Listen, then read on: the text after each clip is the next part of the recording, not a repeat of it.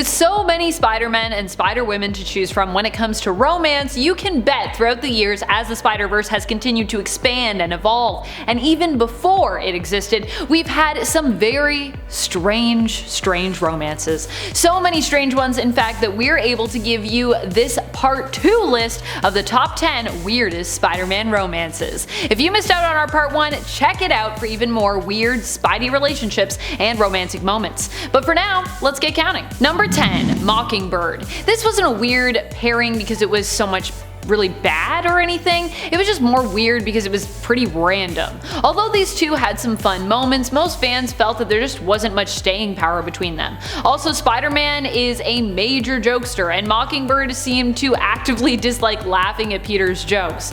She's pretty no nonsense. The nice thing is that Peter didn't have to worry about Bobby when it came to her being strong, independent, and being able to take on any baddies who might come her way because of her attachment to Spider-Man. In the end, however, everyone kind of felt the relationship was more of a placeholder, something for now but not for forever, as these two both had much more memorable and well-suited pairings when it came to the world of comics matchmaking. And there's also that weird thing of, they don't really have much in common besides their work, so there's that. Number 9. Mary Jane Watson. I know, how could Mary Jane make the list again, you might wonder?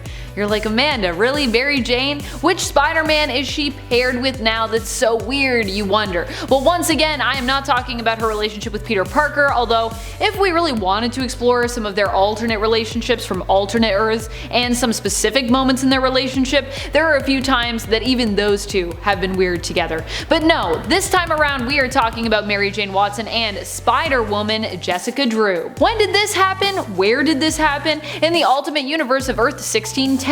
The two weren't ever officially together, but Jessica definitely had feelings for MJ as she shared the memories, thoughts, and emotions even of Peter Parker, who she was a clone of. Yeah, in Ultimates, Jessica Drew has a different origin story, and like Ben or Kane are on Earth 616, she herself is also a clone of Peter, just a female clone, who was created by Dr. Kurt Connors and Dr. Otto Octavius for the CIA and FBI. The weird thing was less that Jessica was attracted to MJ, and more that she was attracted to her because of Peter's memories. None of her memories were her own, because that's how cloning works in this reality apparently. And before we move on to our next spot, just a quick reminder to give this video a thumbs up if you haven't already and if you're enjoying it. Because yeah, weird things deserve likes, I think. Number 8. Carly Cooper.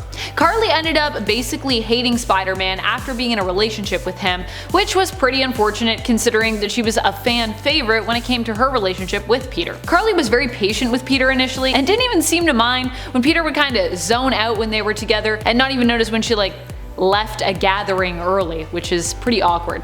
She worked as a forensic specialist for the New York Police Department, so they seemed like a logical match. Both were brainy and involved in the fight for justice. However, when Peter Parker revealed that he was Spider-Man, Carly found herself unable to continue their relationship, and the two broke up.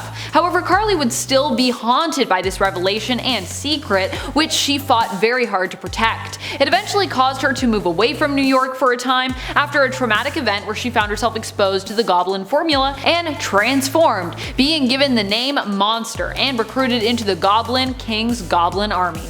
Carly was later cured, but this experience would definitely stay with her. Number 7. Elizabeth Tyne. Elizabeth Tyne was initially introduced by the name Janine Godby, which was an alias that she assumed to escape her past. The weird thing about this relationship wasn't so much how it unfolded, though being in a relationship with any clone of a superhero is always going to be weird, but more in how it started, and in Elizabeth's resemblance to another major love interest from Spider-Man comics, Mary Jane Watson. I specifically just want to focus on the weird interactions in the beginning of this relationship though, although it is weird that, Ben Reilly's a clone and then Janine/Elizabeth just happens to resemble Mary Jane. That's pretty weird. Ben Reilly approached Janine initially and upon their first meeting was taken with her, asking her out in the most bizarre and kind of strangely movie-esque way.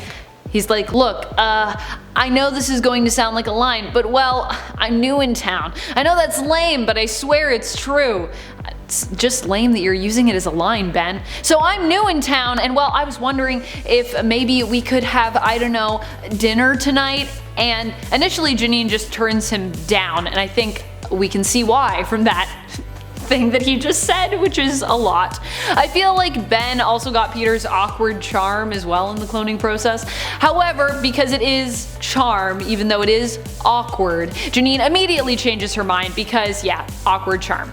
Ben never makes it to their date, however, because hero stuff, but does run into Janine and apologizes and asks if they can try again. Now, she initially says no once more, and I actually love this like one series of panels so much. I wish that they had just left it there because it's really funny, but she actually adds like right after that he can take her to lunch right now. How spontaneous and romantic and kind of presumptuous, but okay.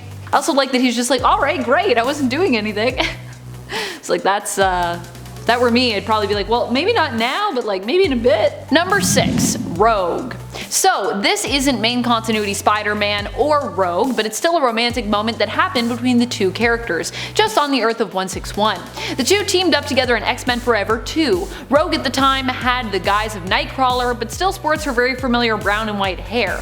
When Spider-Man encourages her to follow her heart, she warns him that she just might do that, sugar, and leans in to kiss him. I know what you're thinking, a kiss with Rogue could be deadly, but here Rogue was led to believe that she actually would be able to kiss Spider-Man without hurting him, so no worries there, don't panic. However, the romantic rooftop moment was then interrupted by Jean's telepathic shouts for Rogue's assistance. Those telepathic romance blocks, you know what I mean?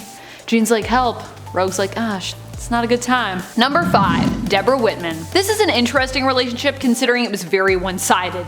Deborah Whitman was a secretary at Empire State University where Peter was a student. She pined after Peter, and although at times it seemed like Peter didn't even notice her existence, the two started dating. Needless to say, they didn't make for a great partnership due to the fact that Peter kept having to bail on their dates to attend to heroic business as Spider-Man, but didn't really want to confide in Deborah, so he just gave her a ton of really lame excuses. Eventually, the two broke up, but Deborah remained obsessed with him and began to fantasize and hallucinate that he was Spider-Man, in essence making the ultimate excuse for his behavior while also idolizing him. When her therapist approached Peter after learning of this and asked him to wear a Spider-Man suit to help shock her out of her fantasy, he refused to do so, which obviously the therapist was like, well, that's weird, but okay. Deborah, becoming delusional, later ended up in a toxic relationship as a result of all of this, making excuses for her then husband. Fortunately, Peter did eventually confess to her that he was Spider-Man, which helped Deborah to move forward and woke her to the truth of her current relationship, motivating her to get a divorce.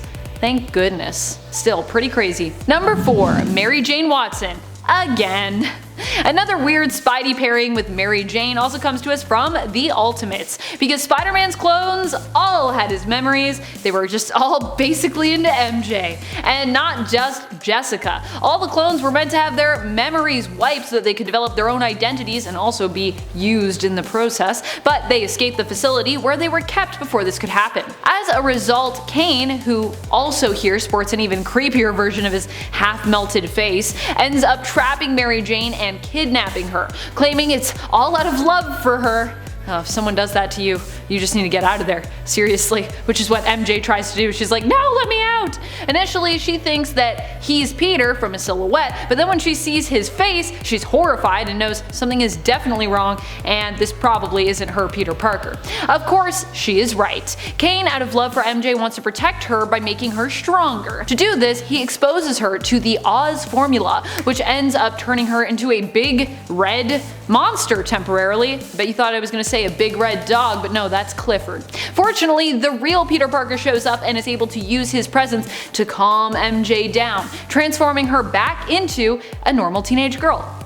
Well, normal. I mean, I feel like she just went through some stuff and she might transform again, but sort of normal. Mostly normal. Number 3. Louise Kennedy. The story of Louise Kennedy comes with a pretty powerful moral. Never date Kane Parker. Louise was a cop in Salt Lake City who had turned dirty and was on the criminal drug lord Vincent Tannen's payroll. She and Kane shared a night of passion, and both had feelings for the other. Both became this light in the darkness for one another, this hope that they could be redeemed or saved or become better. After Kane found out about Louise's betrayal, however, he ended up being forced to confront her and eventually killed her as a result. After snapping her neck, he left his mark on her, burning her face with the mark of Kane, shocking Ben Reilly, who was actually there to witness all of this, and whom he'd actually saved in killing Louise. It's a very terrible end to a relationship. Let me just burn your face after you're already dead. Number 2. Mia Flores. One of the most random when it comes to Peter's interactions with women. Mia Flores kissed Peter while he was out with Carly Cooper, Harry Osborn, and Lily Hollister. Like, she just randomly grabbed him and then kissed him. She didn't even introduce herself first. She was just like, I'm gonna kiss you. I'm like, oh my goodness. Peter did not sign up for that. This was all part of a ploy for Mia to basically get in with Harry's entourage, wanting to get closer to him. But the weird part of the whole interaction was just how stalkery Mia was acting during this whole thing. It was like she was out to kill. She was like, Peter, I'm coming for you in this club. And Peter, rather than just confront Mia and be like, I'm really not into you and no thank you, decided to, of course, jump out a window instead. Because that's how Peter Parker likes to solve problems sometimes.